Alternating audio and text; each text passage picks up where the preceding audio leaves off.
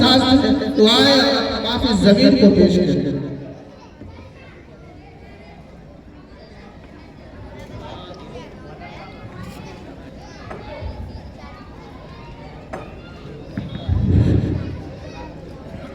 نحمده ونصلي على رسوله الكريم.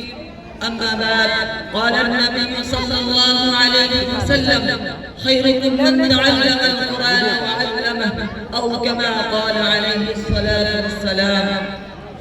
ہمیں دنیا سے کیا مطلب مدرسہ ہے وطن اپنا، ہمیں دنیا سے کیا مطلب مدرسہ ہے وطن اپنا. مریں گے ہم کتابوں پر ورق ہوگا کفن اپنا، مریں گے ہم کتابوں پر ورق ہوگا کفن اپنا.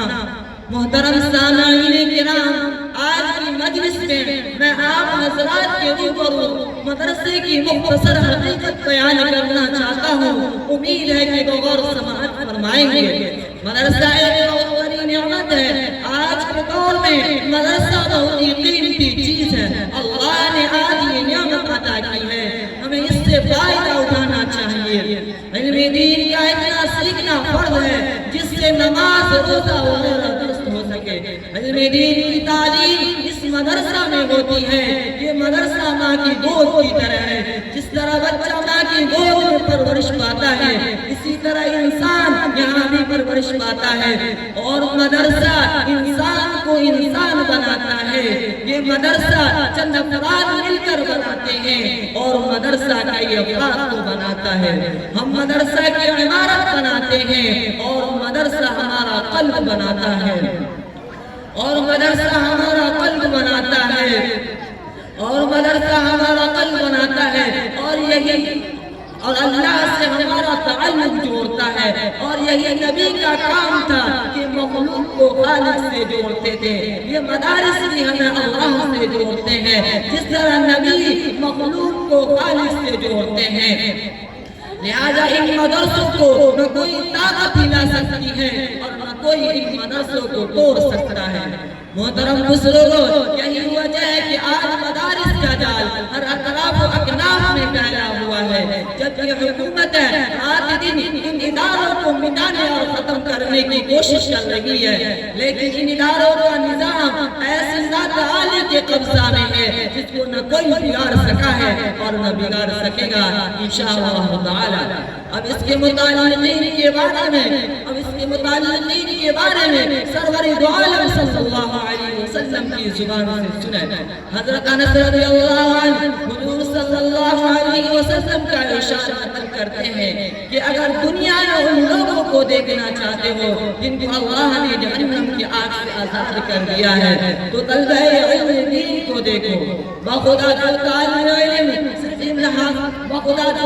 علم صرف علم حاصل کرنے کی نیت سے کسی عالم کے دروازے پر جاتا ہے، اس کو ہر حرف اور ہر قدم پر 1 سال کی عبادت کا ثواب ملتا ہے اور اس کے لیے جنت میں ایک شہر بنا دیا جاتا ہے. جہاں جہاں اس کے قدم پڑتے ہیں وہ زمین اس کے لیے استغفار کرتی ہے.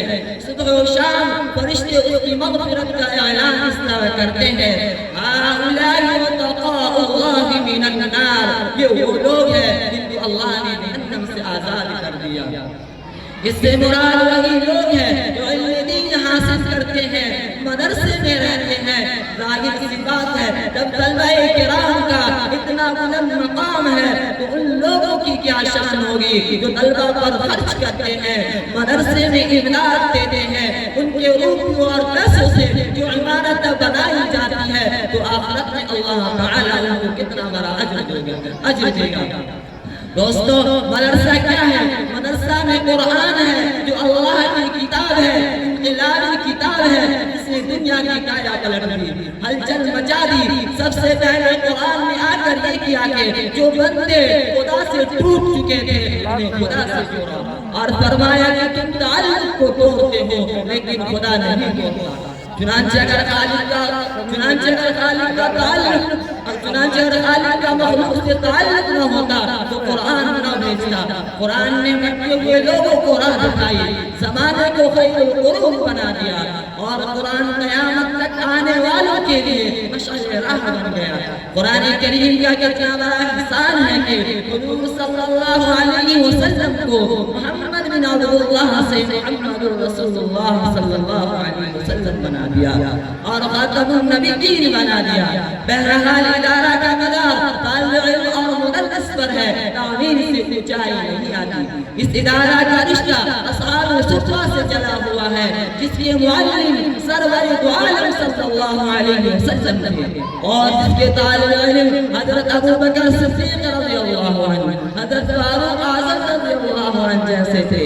ہم یہ فخر سے کہہ سکتے ہیں کہ اولئک آبائی فجئنی بمثلہم. کیا کوئی یونیورسٹی سے فارغ ہونے والا اس طرح کا فخر کر سکتا ہے کہ وہی دینی ادارہ تھا جہاں حضرت جبرائیل علیہ السلام خود طالب علم بن کر استغفار کے لیے آئے تھے اور کہتے تھے کہ ایمان اور احسان کیا چیز ہے، قیامت کب آئے گی؟ تو اس مرکز میں طالب علم بن کر حضرت جبرائیل علیہ السلام بھی رہے. ایسا نہ کوئی پیش کر سکا اور نہ کر سکے گا. دوستو، مدرسہ کی قدر کرو، تم نہ کرو گے تو خدا دوسروں کو پیدا کر دے گا. حضور صلی اللہ علیہ وسلم کے زمانے سے مدرسے چلے اور چل رہے ہیں. حضور صلی اللہ علیہ وسلم کی توجہ اور دعا ساتھ ہے.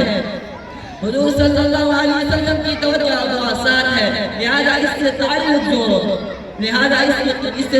جوڑو. اللہ تعالی ہم سب کو دینی اداروں کی قدردانی کی توفیق عطا فرمائے.